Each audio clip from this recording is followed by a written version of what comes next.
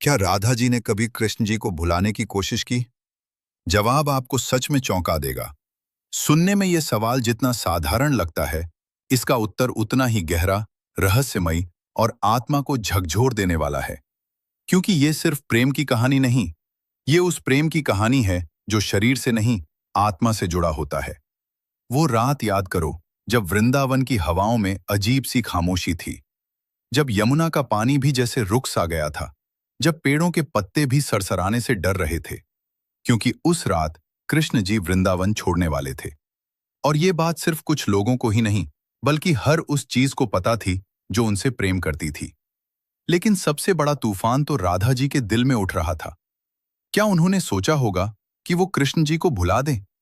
क्या उन्होंने खुद को समझाने की कोशिश की होगी कि ये सब एक सपना था? कहते हैं, जब कृष्ण जी चले गए तो वृंदावन में सब कुछ वैसा ही था। वही गलियां, वही पेड़, वही बांसुरी की गूंज।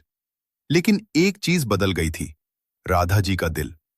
शुरुआत में उन्होंने खुद को संभालने की बहुत कोशिश की।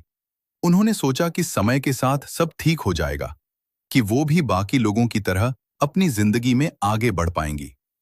लेकिन हर सुबह जब सूरज उगता तो उन्हें कृष्ण जी की मुस्कान याद आती। हर शाम जब हवा चलती तो उसमें उनकी बांसुरी की आवाज सुनाई देती।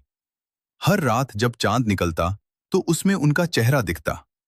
और धीरे धीरे उन्हें एहसास हुआ कि वो भूलने की कोशिश नहीं कर रही, बल्कि वो खुद को खो रही हैं।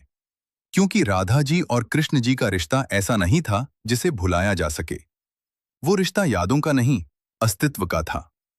कहते हैं, एक दिन राधा जी ने सच में ठान लिया कि वो कृष्ण जी को भूल जाएंगी। उन्होंने उनकी हर निशानी से दूरी बनाने की कोशिश की। उन रास्तों पर जाना बंद कर दिया जहां वो साथ चले थे। उस पेड़ के पास जाना छोड़ दिया जहां कृष्ण जी बांसुरी बजाते थे। यहां तक कि उन्होंने अपना मन भी कठोर करने की कोशिश की। लेकिन तभी एक ऐसी घटना हुई जिसने सब कुछ बदल दिया। एक दिन किसी ने उनसे पूछा, अगर कृष्ण जी तुम्हारे सामने आ जाएं, तो क्या तुम उन्हें पहचानोगी?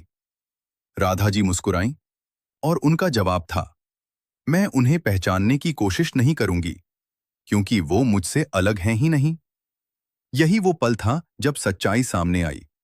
राधा जी ने कभी कृष्ण जी को भुलाने की कोशिश नहीं की, क्योंकि जिसे आप खुद से अलग समझते ही नहीं, उसे भुलाने का सवाल ही नहीं उठता। ये प्रेम उस स्तर का था जहां दूरी मायने नहीं रखती, समय मायने नहीं रखता, और याद रखने या भूलने का कोई अर्थ नहीं रह जाता। क्योंकि कृष्ण जी सिर्फ एक व्यक्ति नहीं थे, वो राधा जी की आत्मा का हिस्सा थे।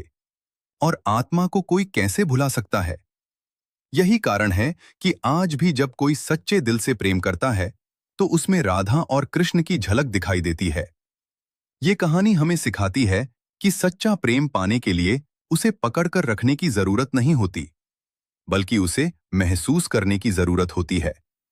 और जब प्रेम सच्चा होता है, तो वो कभी खत्म नहीं होता, वो बस रूप बदल लेता है।